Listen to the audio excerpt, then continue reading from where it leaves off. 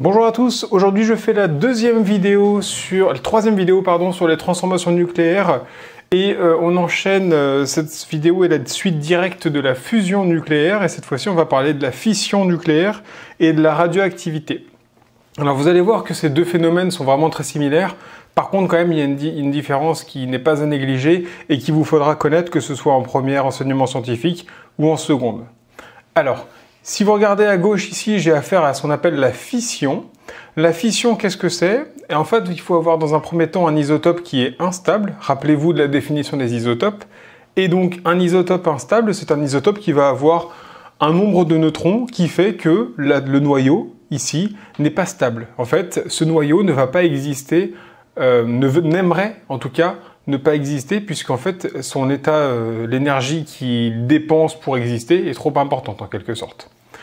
Et donc du coup, cet atome, même s'il est instable, il va pas non plus être suffisamment instable pour justement se désintégrer, pour se transformer en des atomes plus stables.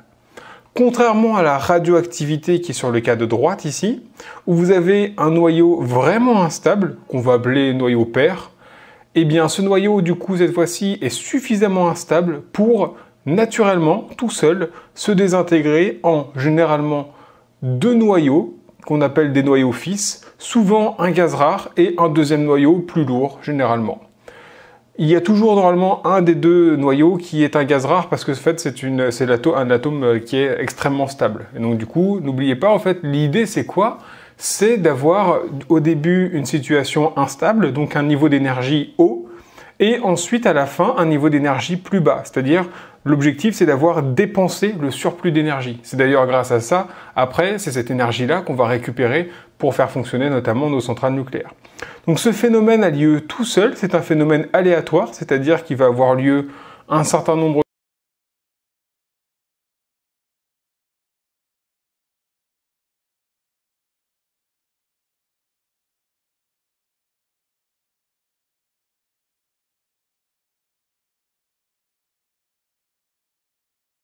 de fois par seconde, on ne sait pas, on peut pas vraiment savoir combien de fois.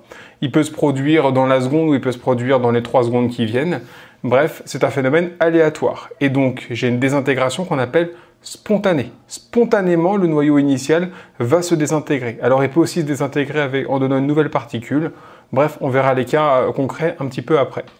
Et donc la fission, pour revenir là-dessus, ça c'est la base du coup du fonctionnement de nos centrales nucléaires, parce que ça, vous voyez, la radioactivité, c'est un gros problème. On ne contrôle pas ça, c'est un phénomène qui est aléatoire. Alors que ce phénomène-là, on le contrôle très bien, puisque cet atome qui est ici, ce noyau qui est instable, eh bien, va avoir besoin d'un petit coup de main pour justement se désintégrer et de faire exactement la même chose que la désintégration spontanée ici. Donc on va lui envoyer très souvent un neutron. Ce neutron, on l'envoie à grande vitesse sur le noyau, et le noyau ensuite se désintègre en donnant des particules et des noyaux, un petit peu comme la radioactivité, la désintégration spontanée qui est à droite. Donc les deux phénomènes sont identiques sur le principe, c'est-à-dire que sur le principe, j'ai un gros noyau instable qui se transforme généralement en deux noyaux fils beaucoup plus stable, donc j'ai une perte d'énergie, mais la fission a besoin d'un coup de main, alors que la désintégration spontanée, la radioactivité, n'a pas besoin de coup de main. À retenir, c'est la seule différence. Donc, dans les réactifs de la fission, vous verrez toujours un gros noyau avec une particule, ou éventuellement, c'est très rare, un deuxième noyau qui lui va dessus. Donc il y aura toujours au minimum 2 réactifs dans une fission, alors que dans une désintégration spontanée, il n'y en aura qu'un. Voilà pour ce rappel un petit peu long. Et donc maintenant, je reviens rapidement. Si vous avez regardé la dernière vidéo, vous pouvez passer rapidement sur cette partie. Je vous rappelle les notations importantes des 4 différentes particules élémentaires qui seront énormément utilisées justement dans la fission et dans la désintégration spontanée. On a ici le neutron. Neutron que je vous rappelle, on note avec un symbole petit n. Il n'a pas de numéro atomique puisque de toute façon, ce n'est pas un proton. Par contre, il a un nombre de masse puisque c'est un nucléon. L'électron, on lui a mis un -1, pourquoi? Parce que c'est l'opposé du proton, tout simplement. Mais c'est du coup pour parler du fait que sa charge est opposée au proton. Et son nombre de masse est évidemment de 0, parce que l'électron n'est en aucun cas un nucléon. Positron, même principe, sauf qu'on lui a mis un 1 cette fois-ci, puisque sa charge est positive, et ce n'est toujours pas un nucléon. Et le proton, 1, pourquoi? Parce que c'est un proton, donc 1 en numéro atomique, et 1 en nombre de masse, parce que c'est aussi un nucléon. À retenir, ces 4-là, encore une fois, sont les plus importantes. Et de toute façon, ce sont les seules que vous avez, auxquelles vous aurez à faire face. Alors, on va commencer par 2 exemples, et ces 2 exemples, on va les résoudre évidemment, mais dans un premier temps, j'aimerais qu'on s'intéresse un petit peu à la nature de ces 2 exemples. Ici, j'ai 2 équations, donc dans un premier temps, on va regarder un petit peu à quel type de transformation on a à faire. Donc déjà, c'est bien une transformation nucléaire, ça c'est clair. Pourquoi? Parce que je n'ai pas la conservation de l'atome. À gauche, j'ai de l'uranium en U ici, et ici j'ai des atomes différents, du krypton et du barium. Ici, même principe, j'ai du silicium qui se transforme en aluminium. Ça ne peut pas être une transformation physique ni une transformation chimique. Ensuite, maintenant qu'on a vu ça, c'est bien une transformation nucléaire. Est-ce que c'est une fusion, une fission ou une désintégration spontanée? Ça ne peut pas être une fusion. La fusion, ça va être le choc de 2 petits noyaux pour donner un nouveau noyau plus gros et éventuellement des particules à côté. Or ici, comme vous le voyez, j'ai ici un gros noyau dans les réactifs et 2 plus petits noyaux à droite. Donc c'est l'inverse de la fusion en quelque sorte. Donc cette fois-ci, on a bien affaire non pas à une fusion, mais soit à une fission, soit à une désintégration spontanée. Maintenant, comment faire la différence entre les deux? C'est très simple, rappelez-vous, la fission, elle a besoin d'un coup de main. Parce que l'atome va être, l'atome le plus lourd va être instable, mais pas suffisamment pour se désintégrer tout seul. Donc il a besoin d'un coup de main. Et là, on le voit, ce coup de main. Le coup de main, c'est le neutron. Donc ça y est, comme celui-là a eu un coup de main, et que j'ai 2 réactifs à gauche, j'ai effectivement affaire ici à une fission.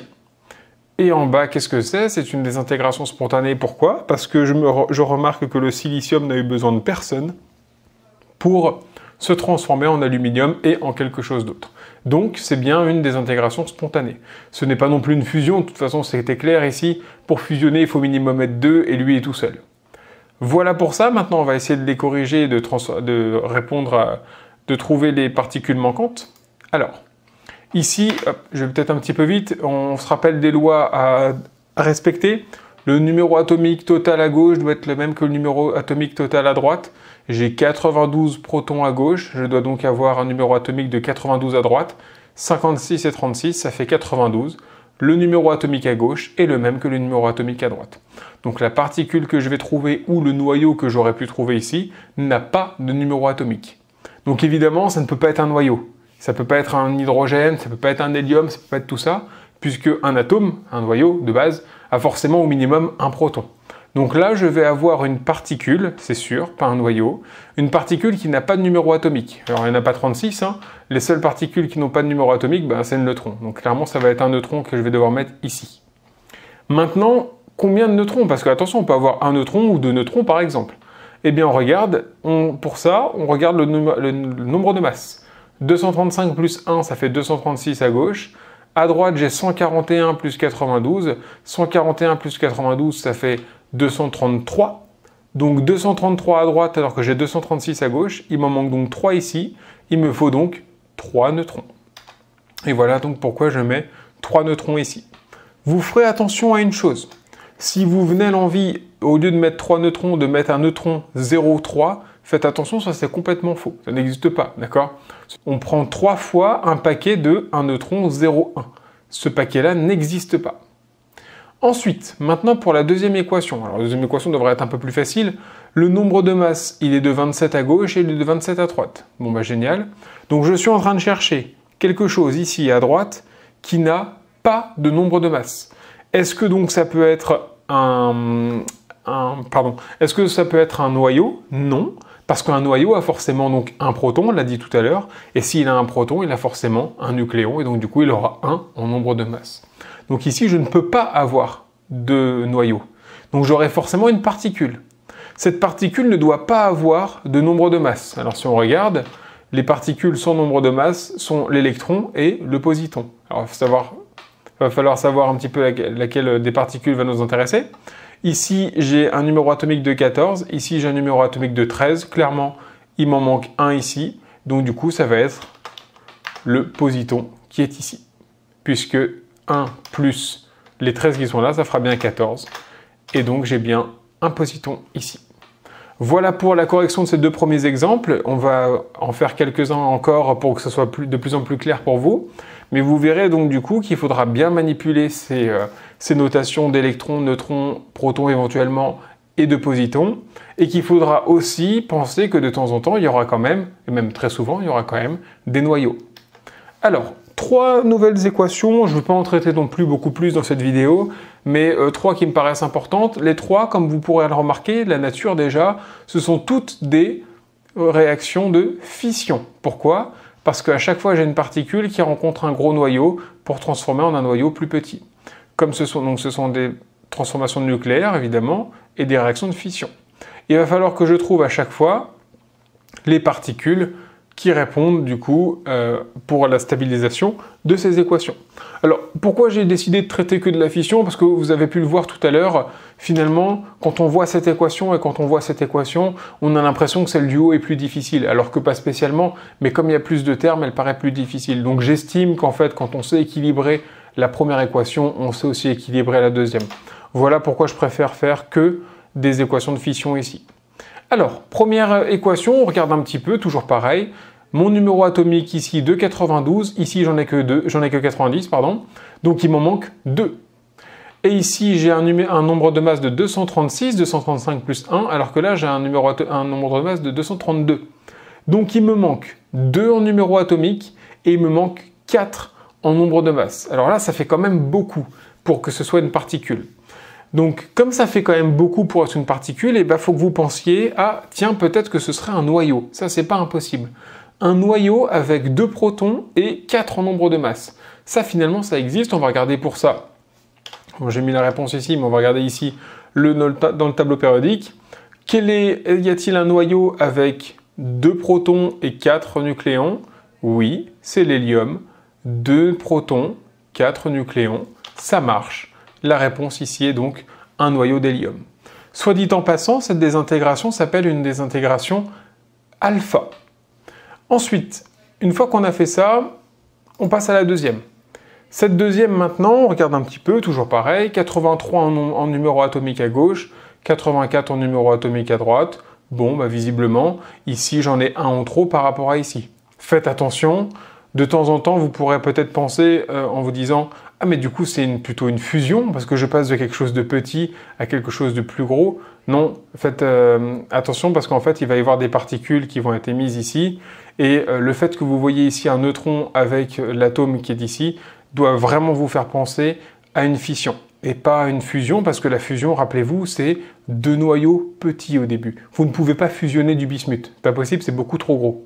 Donc les fusions, vous verrez, au maximum, pour que ça fasse des exercices, évidemment, on s'arrêtera globalement à un numéro atomique de 10. Plus que 10, ce ne sera jamais une fusion. Alors, du coup, on est parti. 83 à 84, donc du coup, ici, j'en ai un en trop. Ok.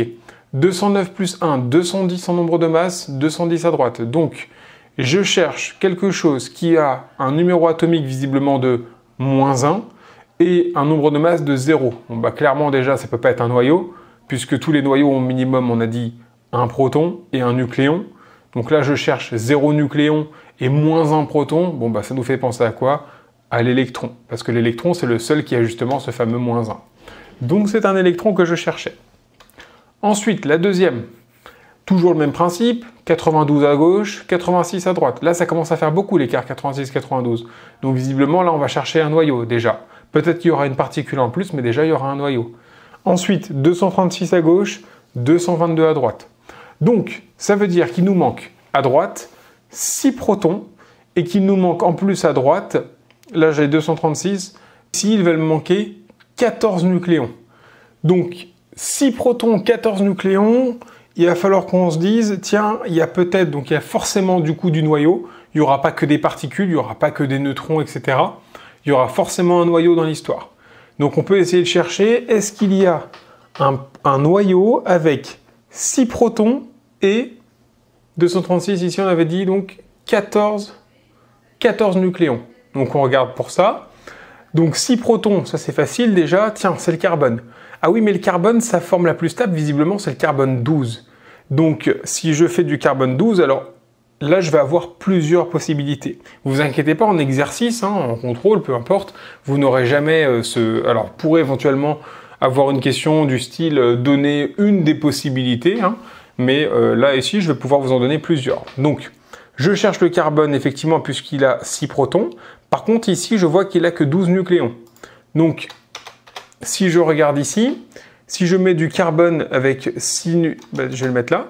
Si je mets du carbone avec 6 protons et 12 nucléons, bon, c'est bon au niveau des nombres au niveau des numéros atomiques, mais ce n'est pas bon encore au niveau des nombres de masse. Bon, c'est pas grave, puisqu'on sait que quand il nous manque des nucléons, il suffit de rajouter à droite encore des neutrons. On peut faire ça. Ou alors, j'aurais pu me dire, oui, mais c'est pas grave, sinon au lieu de mettre un 12 au carbone, là je mets un 14. Et du coup, en fait, je ne cherchais pas du carbone 12, mais je cherchais du carbone 14. Le carbone 14 étant un isotope qui existe en plus dans la nature, pourquoi pas? Donc là, vous auriez pu vous arrêter en remplaçant le carbone par un carbone 6,14. Voilà, et c'était fini. Donc ça, c'était une possibilité. Moi, je vous dis, je veux du carbone 6,12, donc il faut que je rajoute en plus des neutrons. Combien de neutrons je rajoute? On regarde. Hein. Là, il m'en manquait encore 2. Il manque 2 nucléons, donc je vais mettre 2 neutrons. Encore une fois, le 2 avant le neutron, bien sûr. Voilà pour ces 3 équations, plus les 2 premières, donc ça fait 5 de corriger aujourd'hui dans cette vidéo. J'espère que ça a été assez clair. L'idée finalement est simplement, encore une fois, la conservation du numéro atomique et du nombre de masse. Comme vous avez pu le voir, on a de temps en temps le choix entre mettre un noyau avec un nombre de masse particulier, donc un isotope, mais on peut aussi éventuellement prendre l'isotope le plus stable de l'atome et rajouter des neutrons s'il faut. N'oubliez pas donc du coup vos notations sur les neutrons, protons, électrons et positons, et vous verrez que finalement ce chapitre-là passera tout seul. Je vous remercie pour votre attention.